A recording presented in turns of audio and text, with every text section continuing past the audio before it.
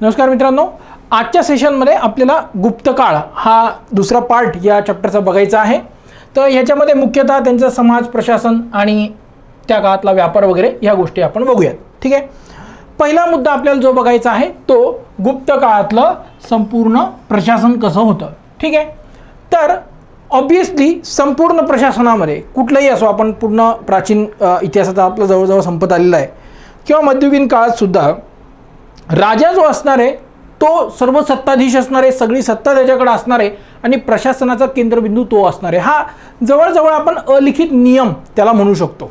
ठीक आहे, हा जवळजवळ अलिखित नियम आहे की राजा हा प्रशासनाचा केंद्रबिंदू असणार आहे। आता हा जो राजा आहे त्यानं या गुप्त काळामध्ये, गुप्त काळाचे जे शासक होते त्यांनी काय केलं, स्वतःच्या नावापुढे परमभट्टारक, महाराजाधिराज, परमेश्वर इत्यादी पदव्या लावल्या। ठीक आहे, याच्या माध्यमातून, या पदव्यांच्या माध्यमातून ते असं दाखवण्याचा प्रयत्न करायचे की मी इतर राजांपेक्षा किंवा इतर सरदारांपेक्षा काहीतरी मोठा आहे किंवा माझं पद त्यांच्यापेक्षा मोठं आहे, हे दाखवण्याचा प्रयत्न या पदव्यांच्या माध्यमातून केला जायचा। तुम्ही बघा, छत्रपती शिवाजी महाराजांच्या मागे सुद्धा आपण अशा अनेक पदव्या लावतो। ठीक आहे, ते स्वतःला सरदेशमुख म्हणायचे, म्हणजे इतर देशमुख, त्या काळात सरदार जे होते त्यांना एका प्रकारे देशमुख म्हणलं जायचं आणि ते सरदेशमुख म्हणायचे आणि त्या बदल्यात मग त्यांना एकूण राज्यातलं रेव्हेन्यू जे त्याच्या 10% राज्याला पर्सनली मिळत होतं। ठीक आहे, छत्रपती शिवाजी महाराजांना पर्सनली मिळत होतं।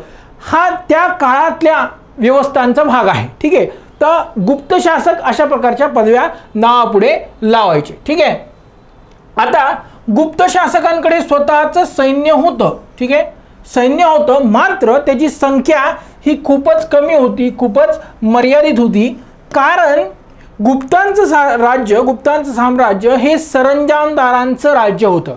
ठीक आहे, याचा अर्थ छोटे छोटे पॉवर पॅकेट्स होते, ज्या पॉवर पॉकेट्समधनं या राजाला आपली सत्ता मिळायची किंवा त्याला बळ मिळायचं। म्हणून हे सरंजामदार काय करायचे, सरदार काय करायचे की राजाचं जे सैन्य आहे त्याला मदत म्हणून त्यांचं ॲडिशनल फौज, ठीक आहे, ॲडिशनल सैन्य त्याला पुरवत होते, राजाला सैन्य पुरवत होते। याचा अर्थ यांच्याकडे सुद्धा काही प्रमाणात सैन्य शक्ती असायची। पुढचा भाग आहे की गुप्त जे होते ते स्वतः वैश्य होते। ठीक आहे, कोण होते, वैश्य होते। मग यांनी ब्राह्मण धर्माचा पुरस्कार केला। ठीक आहे, आता ब्राह्मण धर्माचा पुरस्कार केला असं आपण म्हणतो, परंतु याचा अर्थ असा होत नाही अजिबात की इतर धर्मांच्या प्रती त्यांनी निगेटिव्ह भूमिका काही घेतलेली आहे। सर्व धर्मांच्या प्रती त्यांनी चांगली सहिष्णुतेची भूमिका घेतलेली हे आपल्याला पुढे दिसेलच। तर यांनी काय केलं, यांच्या अनेक नाण्यांवर यांनी विष्णू देवतेचे चित्र कोरून घेतले। ठीक आहे, ज्या अर्थी काय याच्यातनं सिग्निफाय होतं की यांनी वैदिक ब्राह्मण धर्माचा पुरस्कार केलेला आहे। ठीक आहे, मात्र इतर धर्मांच्या बाबतीत सुद्धा सहिष्णुतेचं धोरण त्यांनी स्वीकारलं। तुम्ही बघा, नालंदा विद्यापीठ जे आहे ते ह्याच काळात, गुप्तांच्याच काळात स्थापन झालं आहे आणि नालंदा विद्यापीठ हे बौद्ध धार्मिक केंद्र आणि शिक्षण केंद्र होतं। ठीक आहे, मग जर का हे ब्राह्मण आहेत तर यांनी मग बौद्ध धर्माला कसं हे केलं, कारण सगळ्या धर्मांना समान लेखणं, सगळ्या धर्मांप्रती आदरभाव राखणं हा मूळ भारतीय संस्कृतीचा भाग आहे। त्याच्यामुळे इथं काही तसं भारतातले जे धर्म आहेत त्यांच्या बाबतीत भेदभाव होत नाही, हे याच्यावरून आपल्याला सिद्ध होतं। गुप्तांचं प्रशासन हे मौर्यां इतकं व्यापक नव्हतं। ठीक आहे, व्यापक नव्हतं, विस्तृत नव्हतं। हे कोणत्या कोणत्या अर्थानं, तर एक प्रदेश, ठीक आहे, एक प्रदेश, दुसरं नियंत्रण, तिसरं अधिकाऱ्यांची संख्या। या बाबतीत मौर्य साम्राज्य इतकं हे अजिबात विस्तृत नव्हतं। कसं, आता बघा, पहिलं काय म्हटलंय आपण, प्रदेश। गुप्तांच्या बाबत आपण मॅप बघितलेला आहे। ठीक आहे, परत एकदा मॅप बघूयात। हा बघा, गुप्तांचा हा एरिया जो आहे इथे आपल्याला दिसतोय बघा, हा एरिया नंतर आलेला आहे। मूळ त्यांचा एरिया हा इतकाच आहे बरं का, मूळ एरिया हा इतकाच आहे। ठीक आहे, हा सुद्धा एरिया काही इफेक्टिव्ह कंट्रोल मध्ये नाही, मेन एरिया त्यांचा हा आहे। ठीक आहे, आता मूळ एरिया इथून त्यांची राजधानी सुरू होते आणि आजूबाजूचा विस्तार होत गेला आणि हे सर्वात जास्त, म्हणजे ज्या काळात सर्वात जास्त विकास झालेला होता, विस्तार झालेला होता त्या काळात। आता इथे तुम्हाला काय दिसतंय बघा, गुप्त एम्पायर, म्हणजे जिथं प्लेन तुम्हाला केसरी रंग दिसतोय ते गुप्तांचं राज्य होतं। ठीक आहे, आणि ज्या ठिकाणी केसरी रंग आणि मध्ये पिवळी पट्टी दिसत आहेत म्हणजे ठीक आहे, म्हणजे हा एरिया बघा, हा एरिया, हा एरिया, ठीक आहे, आणि हा एरिया, ठीक आहे. हा जो सगळा एरिया आहे मी ब्लू मध्ये जो केलेला आहे, लाईट ब्लू मध्ये, तो त्यांचे ट्रिब्युटरीज आणि वेसल्स म्हणजे सरंजामदार किंवा त्यांचं वर्चस्व मांडलिकत्व स्वीकारलेल्या शासकांचा एरिया होता. म्हणजे ह्यांचा मूळ एरिया इतकाच आपल्याला दिसतोय. म्हणजे एकतर प्रदेश ह्यांचा ॲक्च्युअल प्रदेश यांच्या पोझिशनमध्ये हा खूप कमी होता आणि ह्याच्यात सुद्धा वेगवेगळे सरदार असायचे. ठीक आहे, यांनी मांडलिकत्व स्वीकारलं आणि ह्या बाकीच्या एरियामध्ये ह्यांचे सरदार असायचे आणि गुप्तांचं जे संपूर्ण प्रशासन आहे हे फक्त त्यांच्याच एरियामध्ये लागू असणार आहे. मांडलिक किंवा सरदार वर्ग आहे त्यांच्या एरियामध्ये ते लागू असणार नाही. ठीक आहे, प्रदेश. आता दुसरं नियंत्रण बघा, आपण मौर्य साम्राज्यामध्ये चाणक्य यांचं अर्थशास्त्र आणि मौर्य प्रशासन याच्याबद्दल माहिती बघितली आहे. मग त्याच्यामध्ये अर्थव्यवस्था असेल, महसूल प्रणाली असेल, संरक्षण असेल, राज्य कारभार असेल, ह्या प्रत्येक बाबतीत अतिशय डिटेल तरतुदी तिथं आहेत आणि त्यानुसार प्रशासनाची रचना सुद्धा आहे. आणि मौर्यांचं साम्राज्य हे संपूर्ण एरियावर थेट त्यांचं प्रशासन होतं आणि सगळीकडे थेट त्यांचे अधिकारी कार्यरत होते. इथं मात्र तसं होताना दिसत नाही. अर्थव्यवस्था असेल किंवा राजकीय व्यवस्था असेल किंवा प्रशासन असेल ह्याच्यावर खूप मोजका कंट्रोल या गुप्तांचं होतं. उर्वरित मांडलिक जे असतील त्यांच्या एरियावर त्यांचा कंट्रोल असायचा. ठीक आहे. तिसरा अधिकारी. आता ऑब्व्हियसली तुमचा प्रदेश छोटा आहे किंवा तुमच्या प्रशासनाचे वेगवेगळे अंग तेच मुळात मर्यादित आहेत, वेगवेगळ्या ठिकाणी जे काम तुम्हाला करायचं तेच मुळात जर मर्यादित असेल तर अधिकाऱ्यांची संख्या सुद्धा कमी आहे. आणि जी काही सरदार वर्ग आहेत त्यांना ही लोक काय करायचे, पगार स्वरूपात काय करायचे, जमीन दान देऊन टाकायचे. काय करायचे, जमीन दान देऊन टाकायचे. ह्याच्यामुळे गुप्तांचा ॲक्च्युअल कंट्रोल म्हणजे साम्राज्य जरी मोठं दिसत असेल तर ॲक्च्युअल कंट्रोल हा खूप कमी होता, मर्यादित होता. ठीक आहे. त्याच्यानंतर कुमारामात्य हा या काळातला वरिष्ठ अधिकारी असावा. ठीक आहे, एक्झॅक्ट ह्याच्याबद्दल खूप काही सांगता येत नाही. आणि या अधिकाऱ्यालाच मंत्री म्हणून त्याची नियुक्ती केली जात होती. अधिकाऱ्यांची जे पदं आहेत ती फक्त 2 वर्णांपुरती मर्यादित नव्हती, म्हणजे क्षत्रिय आणि ब्राह्मण असं नाही, तर सगळ्यांसाठी ती ओपन होती. सगळ्यांना ते अधिकारी मिळायचे. म्हणजे वैश्य, कारण मुळात गुप्त जे शासक होते ते स्वतः सुद्धा वैश्य होते, मग ते वैश्यांना कसं याच्यातनं बाहेर ठेवतील. ठीक आहे, तर गुप्तांचं त्यांनी पण केलंय. शूद्रांचं वगैरे काही खूप एक्सप्लेन स्थिती याच्यामध्ये नाहीये, खूप काही क्लॅरिटी त्याच्याबद्दल नाहीये. मंत्री, सेनापती, महादंडनायक म्हणजे न्यायाधिकारी, संधी विग्रहक, युद्ध आणि तहानबद्दल निर्णय घेणारा मंत्री, असे अनेक अधिकारी, महत्त्वाचे अधिकारी असायचे. संधी विग्रहक या अधिकाराचा पहिला उल्लेख समुद्रगुप्ताच्या काळात आढळतो. हरिसेन हा समुद्रगुप्ताच्या काळात त्याचा संधी विग्रहक होता. हरिसेन याच्या काळात कुमारामात्य आणि महादंडनायक म्हणजे तो न्यायाधीश सुद्धा होता आणि संधी विग्रहक सुद्धा होता. आणि ऑब्व्हियसली कुमारामात्य सुद्धा आहे, म्हणजे जसं IAS आहे तो सचिव बनू शकतो अशातला हा भाग आहे. ठीक आहे. तर हे हरिसेन कशासाठी प्रसिद्ध आहे आपण बघितलंय, प्रयाग प्रशस्तीसाठी हा हरिसेन प्रसिद्ध आहे. समुद्रगुप्तानं जे साम्राज्य विस्तार केलं त्याची माहिती आपल्याला प्रयाग प्रशस्तीवरून मिळते, जो मूळ स्तंभ अशोकाचा होता. अशोकाचा शिलालेख आहे, या समुद्रगुप्ताचा आहे आणि पुढील काळात जहांगीरचा त्याच्यावर लेख आहे. असा तो प्रयाग प्रशस्ती आहे. तो आजच्या प्रयागराजमध्ये UP मध्ये ते ठिकाण आहे. ठीक आहे. सो हा हरिसेन प्रसिद्ध आहे. यांच्यासाठी महत्त्वाचा व्यक्ती असल्याने याच्यावर एखादा प्रश्न आपल्याला येऊ शकतो. पुढे या अधिकाऱ्यांना रोख तसंच जमीनदान स्वरूपात पगार दिली जात होती. आणि एखाद्या व्यक्तीला जमीनदान, ठीक आहे, जमीनदान म्हणजे काय, एखाद्या व्यक्तीला किंवा संस्थेला त्याच्या शासनाकडून त्याला जो मोबदला पगार वगैरे मिळायला पाहिजे किंवा त्याला दान मिळायला पाहिजे किंवा ग्रांट्स आपण जे आजच्या काळामध्ये म्हणतो ते मिळण्यासाठी त्याला जमीन दिली जायची. त्या एरियामधला त्या भूप्रदेशातला जो महसूल आहे तो महसूल या संबंधित जमीनदान ज्याला मिळालं आहे त्याला मिळणार आहे आणि तिथून त्याला गोळा करायचं आणि स्वतःचा पगार म्हणून त्याला वापरायचं, हे अधिकार त्याला दिले जात होते. आपण बघितलं सातवाहनांच्या काळामध्ये फक्त धार्मिक स्वरूपाची जमीनदानं दिली जात होती, ठीक आहे. नंतर गुप्तांच्या काळामध्ये त्याचा विस्तार झाला आणि प्रशासकीय लष्करी सुद्धा जमीनदानं दिली जाऊ लागली आणि याच्यामुळे त्यांच्या एफिशियन्सीवर, त्यांच्या प्रशासनाच्या एफिशियन्सीवर, अर्थव्यवस्थेच्या एफिशियन्सीवर आणि सर्वात महत्त्वाचं लष्कराच्या एफिशियन्सीवर त्याचा परिणाम होऊ लागला. ते उत्तर याच्यातनं कमकुवत होत गेले, ठीक आहे. जमिनींना ज्या जमीनदान दिलेले आहेत त्यांना अग्रहार असं म्हटलं जात होतं. हा प्रदेश कायमचा करमुक्त प्रदेश होता. आता हा करमुक्त कोणासाठी आहे, तर इथून शासनाला कर मिळत नाहीये, ठीक आहे. याचा अर्थ इथं करच नाही अशातला भाग नाही. ज्याला जमीनदान मिळाले त्याला तो कर जातोय, तो डायरेक्ट शासनाला जात नाहीये, ठीक आहे. त्याच्यामुळे इथं कर शासनाला देण्याची गरज नव्हती. जमा झालेला सर्व महसूल जमीनदार असणाऱ्या व्यक्तीला किंवा संस्थेला दिला जात होता. काही ठिकाणी आपण उल्लेख येतो की नालंदा विद्यापीठाला जमीनदान दिल्याचा उल्लेख आहे, ठीक आहे. नालंदा विद्यापीठाला जमीनदान दिल्याचा उल्लेख आहे. 200 गावं त्याला दान दिलेली होती जेणेकरून त्या विद्यापीठाचा खर्च त्याच्यातनं भागवावा, ठीक आहे. याचे उल्लेख आपल्याकडे आलेले आहेत, ठीक आहे.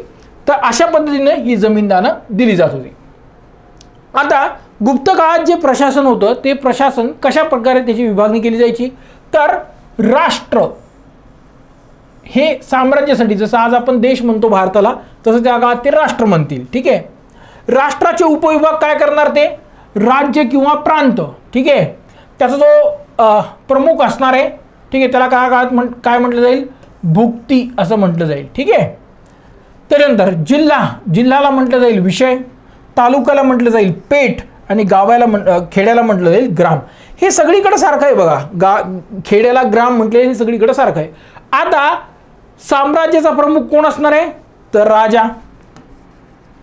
भुक्ती म्हणजे प्रांतांचा प्रमुख कोण असणार आहे, उपरिक किंवा भोगपती, ठीक आहे. विषय जिल्ह्याचा प्रमुख कोण असणार आहे, विषयपती किंवा आयुक्तक, ठीक आहे. आता जसा आज कलेक्टर असतो तसं समजा त्या काळातला हा विषयपती म्हणजे कलेक्टर. त्याच्या मदतीला अधिकारिणी, ठीक आहे, अधिकारिणी नावाचा व्यक्ती, अधिकारी पद त्याच्या काळात असायचं जो त्याला त्याच्या कामात मदत करायचा. तालुक्याला पेठ म्हटलं जायचं. त्याच्या एक्झॅक्ट कोण होता याच्याबद्दल काही खूप एक्झॅक्ट क्लॅरिटी तिथे नाही आहे.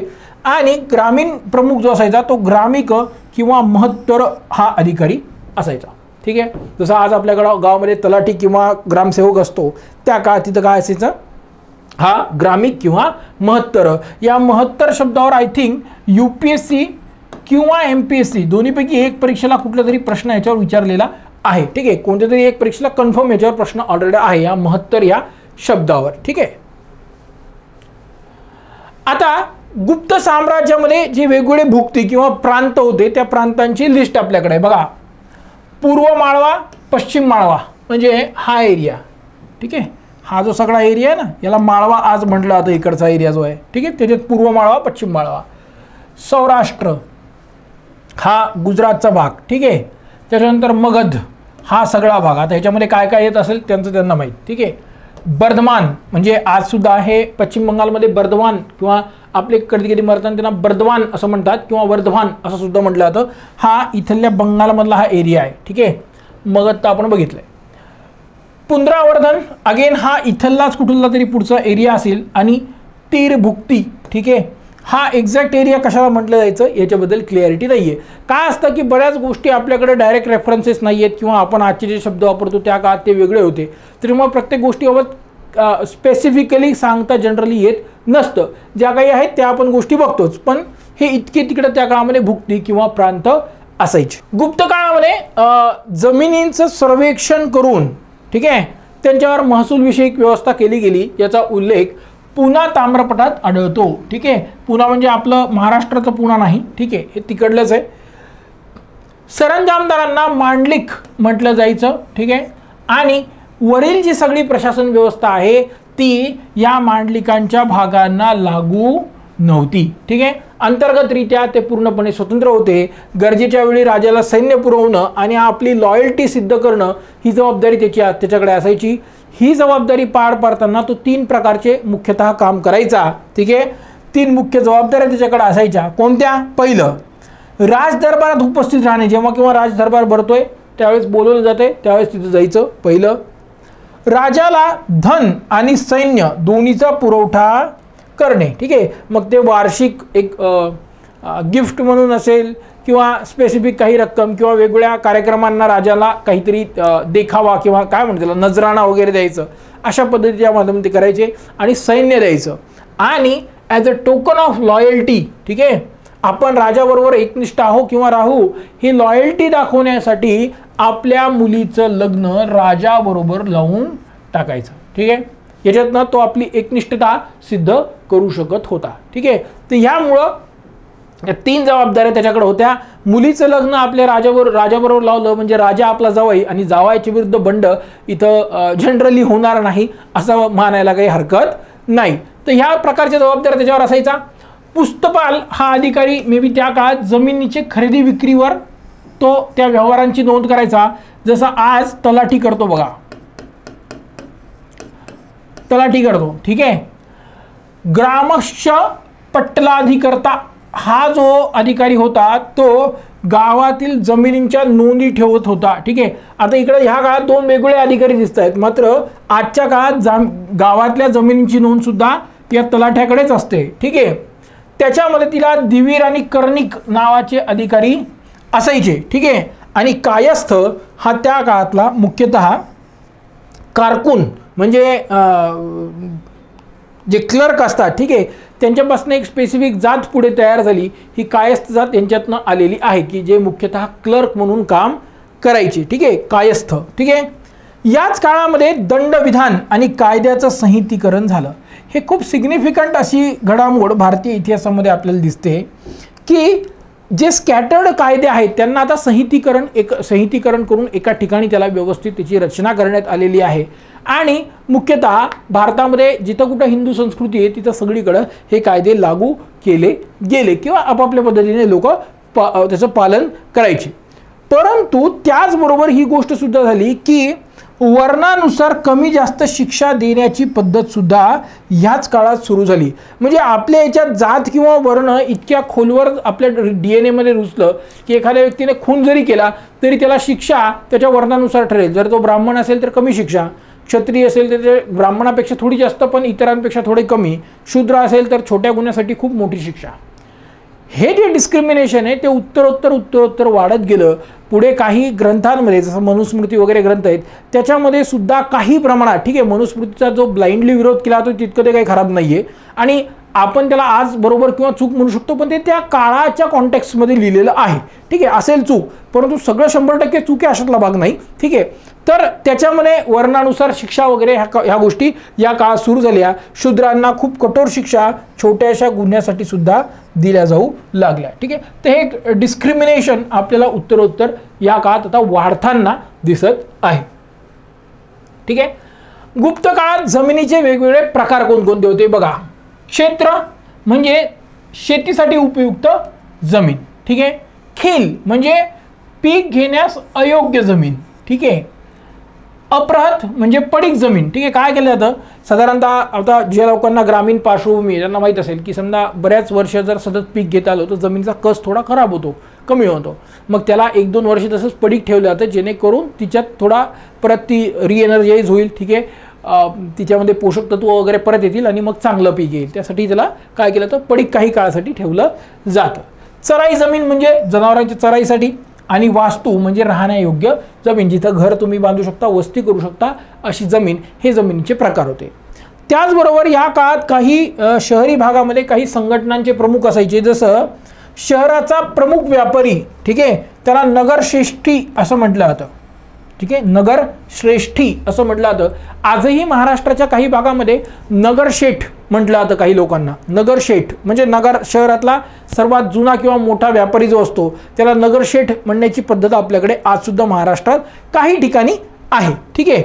आणि बंजारा जे असतात किंवा वाहक गट जे ट्रान्सपोर्टेशनचं काम करतात त्यांना सार्तवाह, त्याच्या प्रमुखाला सार्तवाह म्हटलं जायचं. ही लोक काय करायचे, एका ठिकाणावरनं दुसऱ्या ठिकाणीमध्ये असे गटागटाने जाऊन मालाचं आपण म्हणूयात ट्रान्सपोर्टेशन करण्याचं काम ही लोक करायचे. त्याच्या प्रमुखाला काय म्हटलं येईल, सार्तवाह. आणि मुख्यतः बंजारा, महाराष्ट्रात हा बंजारा गट होता जो हे ट्रान्सपोर्टेशनचं काम करायचा, ठीक आहे. आज आपल्याकडे बंजारा एक विशिष्ट जात आहे, ठीक आहे. पुढे गुप्त काळामध्ये व्यापारामध्ये घट झाली, व्यापार कमी झाला, ठीक आहे.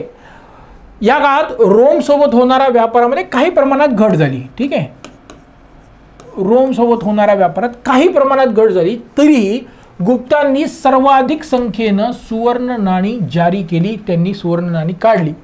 मात्र आता व्यापारात घट झाली आणि रोम सोबत व्यापारात घट झाली हे आपण कशावरून सांगू शकतो, कारण यांच्या सोन्याची जी नाणी आहेत त्यांच्यामध्ये शुद्धता कुशाण शासकांपेक्षा कमी झालेली होती, ठीक आहे.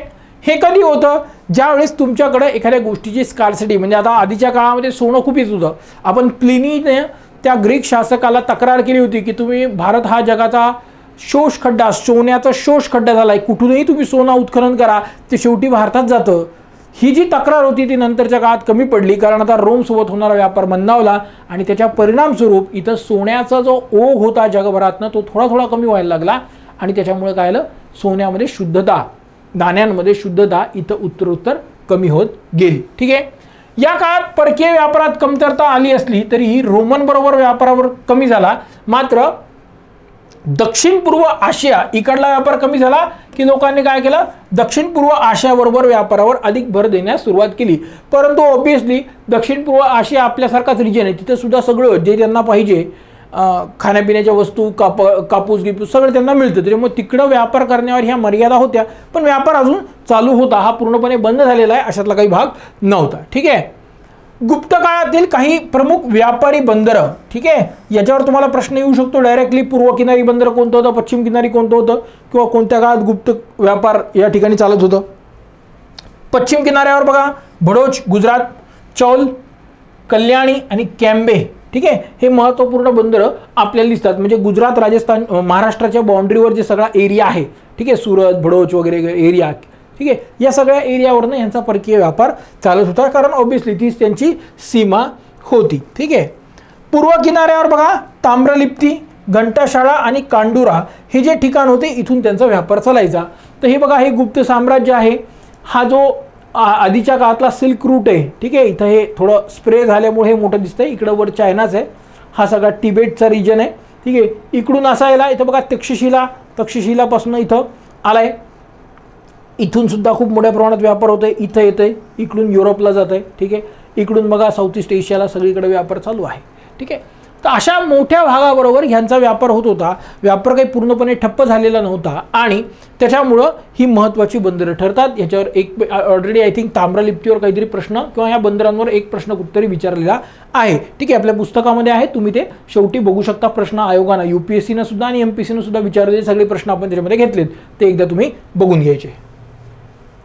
जमीनदारांमुळे ब्राह्मणांचं महत्त्व प्रचंड वाढलं, ठीक आहे. याच्यामुळे काय झालंय की भारतामध्ये उत्तरोत्तर ब्राह्मण लोकांनी आपापलं समाज व्यवस्था, अर्थव्यवस्था आणि राज्यव्यवस्था याच्यावर आपलं उत्तरोत्तर कंट्रोल तिथं ते वाढवत गेले आणि त्याच्यामुळं ब्राह्मणांचं महत्त्व वाढलं. आणि भारतामध्ये मग पुढे जे आपण मुळात इग्नोरंट लोक आहोत, म्हणजे खूप काही लक्ष आपण एखाद्या ज्ञानाकडे देत नाहीत. काही लोक देतात, परंतु काय होतं की आपली लोकसंख्या 130 कोटी आहे, त्याच्यापैकी 2, 5, 10, 20 हजार लोक हुशार निघणारच आहेत, ठीक आहे.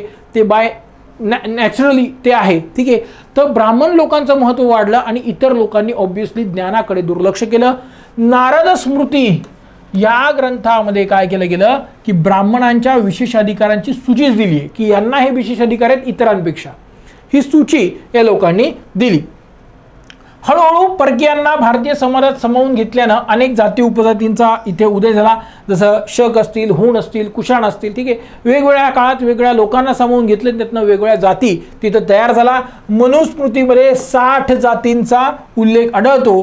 परकीय शासकांनी काय केलं, मोठ्या प्रमाणात ब्राह्मणांना दान दिले, ठीक आहे. पुढे बौद्धांना दान दिले आणि त्याच्यामुळे अनेक जाती इथं तयार झाल्या आणि त्या बदल्यात ब्राह्मणांनी त्यांना क्षत्रियांचा दर्जा दिला. कारण भारतामध्ये फक्त क्षत्रिय हेच राज्यकर्ते होऊ शकतात असं एक मान्यता आहे. त्याच्यामुळे यांनी काय केलं, आपली पदाला मान्यता मिळावी म्हणून ब्राह्मणांना दान देण्याची पद्धत यांनी सुरू केली. वर्णव्यवस्था ह्या काळात अतिशय ताठर बनली, ठीक आहे. आणि वर्णानुसार इथे शिक्षा, व्यापार, राहण्याचं ठिकाण म्हणजे तुम्ही शहरात कोणत्या ठिकाणी राहावं, गावात कोणत्या दिशेला राहावं हे सुद्धा तुमच्या वर्णानुसार ह्या काळात ठरवलं गेलं आणि अतिशय कंट्रोल्ड अशा एन्व्हायरमेंटमध्ये लोकांना जीवन जगावं लागायचं. धर्माचा प्रचंड पगडा या काळात होता. बरं, धर्माचा प्रचंड पगडा असला तरीही यांच्या जीवाला कुठेच धोका नव्हता. युरोपमध्ये उलटं वेगळं होतं की धर्म म्हणेल तिकडं चर्च म्हणेल ते काही करावं लागणार तुम्हाला आणि चर्च तुमचं प्रचंड आर्थिक शोषण या काळात करत होतं. तर त्या काळात त्याप्रमाणे भारत हा सहिष्णूच राहिला आहे असं म्हणायला काही हरकत नाही. ठीक आहे. त्याचबरोबर घरांचा आकार आणि प्रकार सुद्धा व्यक्तीच्या वर्णावर आधारित इथं असायचा. ठीक आहे. इथे हे जे तुम्हाला काय म्हणतील आपण ताम्रपट दिसतंय. ठीक आहे. इथे लिहिलेलं आहे हे ओरिजिनल फोटो आहे. ठीक आहे. त्या ताम्रपटाचा आय थिंक मनुस्मृतीचा हा कुठला तरी फोटो आहे, मनुस्मृती किंवा नारद स्मृतीचा आहे. ठीक आहे. या काळात वेगवेगळ्या जातींना सामावून घेतलं त्याच्यामुळे अस्पृश्यांची संख्या इथं वाढली. ठीक आहे. वेगवेगळ्या कनिष्ठ जातींना आणि मुख्यतः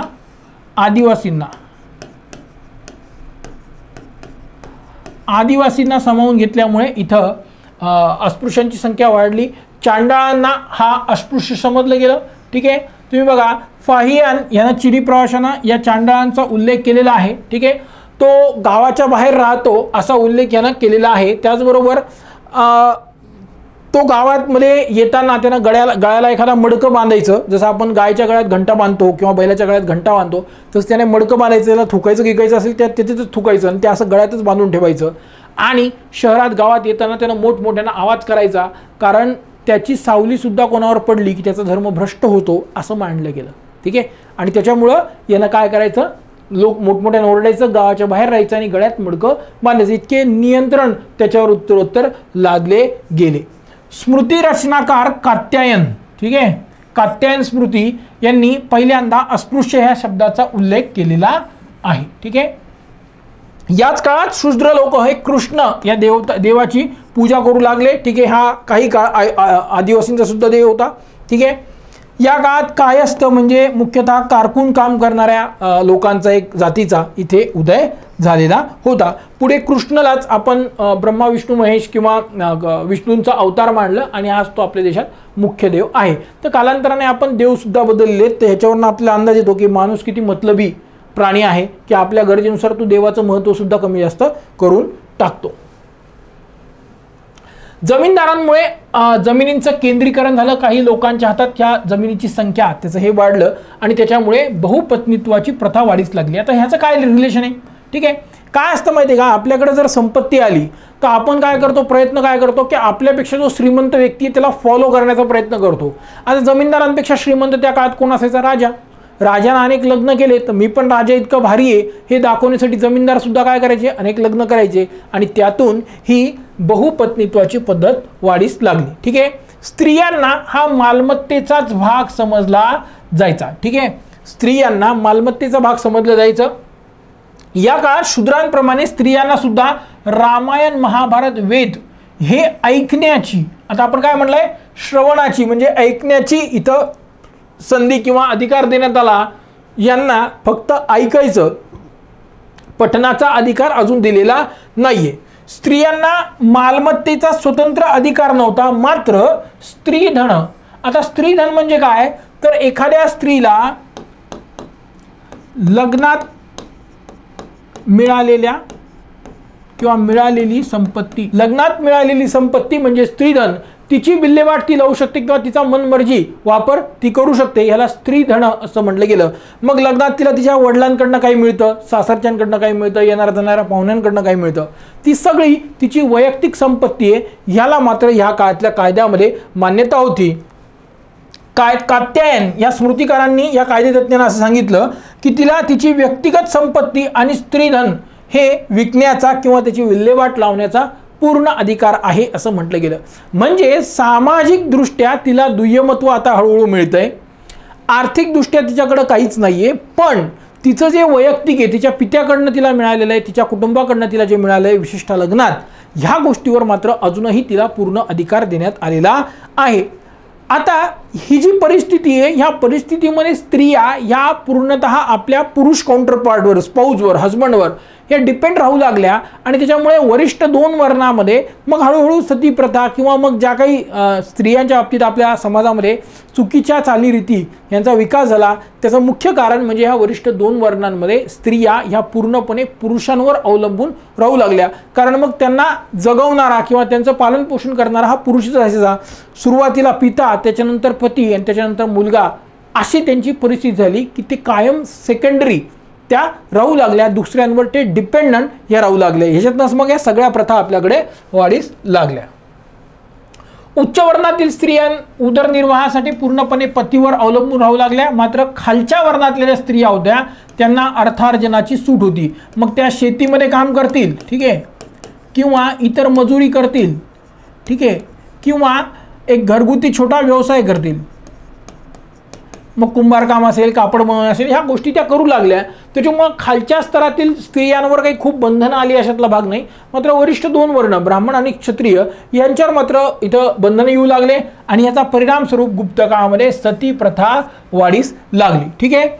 मात्र ही जी प्रथा आहे ती ऑब्विसली डिपेंडंट कोणत्या स्त्रिया जास्त आहेत, तो उच्च 2 वर्णातल्या आहेत. तर त्याच्यामुळे ह्याच वर्णाच्या स्त्रियांमध्ये सती प्रथा हळूहळू वाढीस लागली. सती प्रथेचा पहिला उल्लेख इसवी सन 510 मध्ये एरन शिलालेख आहे. ठीक आहे. हे एरन मध्य प्रदेश राज्यामध्ये आहे. ठीक आहे. 510चा हा एरन शिलालेख आहे. ह्याच्यामध्ये लिखित पुरावा, पहिला सतीचा लिखित पुरावा या एरन ह्याच्यामध्ये आढळतो. भानुपुत्र या गुप्त शासकाच्या काळातला तो आहे. ठीक आहे. त्याच्या संबंधित या शिलालेखात भानुपुत्र यांनी हुन आक्रमक तोरामन याला तोंड देणाऱ्यांना त्याचं जे युद्ध झालं, ठीक आहे, त्याचं वर्णन आहे. त्या वर्णनामध्ये त्याचा एक सरदार, ठीक आहे, या युद्धात त्याचा एक सरदार गोपाळराज याचा मृत्यू झाला होता आणि त्याची पत्नी सती गेल्याचा उल्लेख इथे आहे. म्हणजे सती प्रथा आपल्याकडे जुन्या काळात हळूहळू ही सामाजिक आणि आर्थिक कारणातून आलेली आहे. याला धार्मिक अशी कुठे मान्यता नाही. त्या प्रथेचा उदय होण्याचं मुख्य कारण हे धार्मिक होतं, आर्थिक होतं. आणि नंतरच्या काळामध्ये मग हे जे परकीय आक्रमक आले, ठीक आहे, मुस्लिम आक्रमक जे आले त्यांच्यामुळे मग ही सरसकट जौहर सती प्रथा या सरसकट प्रथा खूप मोठ्या प्रमाणात वाढल्या. ठीक आहे. स्त्रियांना पुनर्विवाहाचा अधिकार नव्हता, कारण भारतामध्ये विवाह हा जन्मोजन्मो का साथ असा असतो. ठीक आहे. 7 जन्म एकच नवरा एकच बायको असं आपल्याकडे असतं. आणि आपल्याकडे विवाह हा काही कॉन्ट्रॅक्ट नाही आहे. ठीक आहे. मुस्लिम किंवा ख्रिश्चन असतील त्यांच्यामध्ये विवाह हा कॉन्ट्रॅक्ट असतो. मग तुझं माझं जमलं तर ठीक आहे, नाही तर मग तू वेगळी मी वेगळा, सोपं आहे तिकडे एकदम कॉन्ट्रॅक्ट. इथं मात्र कसं आहे, एकदा लग्न झालं की जन्मोजन्मो का साथ तेच आहे. ह्याच्यामुळे काय होतं की स्त्रीला तिचा पती लवकर जरी मेला तरी तिला पुनर्विवाहाचा अधिकार नव्हता. आता समजा इथं बहुपत्नीत्वाची प्रथा आहे. ठीक आहे. बघा, बहुपत्नीत्वाची प्रथा इथं वाढीस लागली. आता समजा एखादा 50-60 वर्षाचा माणूस आहे, त्याने एखाद्या 20-22 वर्षाच्या मुलीबरोबर जर लग्न केलं, 50-60 वर्षाचा माणूस अजून जगून किती जगणार आहे, 10 वर्ष. त्यावेळेस या मुलीचं वय 20-32 होतं. मग पुढचं सगळं आयुष्य, ह्याचा पती मेला की पुढचं सगळं आयुष्य तिला एकतर एकट्याने काढायचं किंवा सती जायचं. ठीक आहे.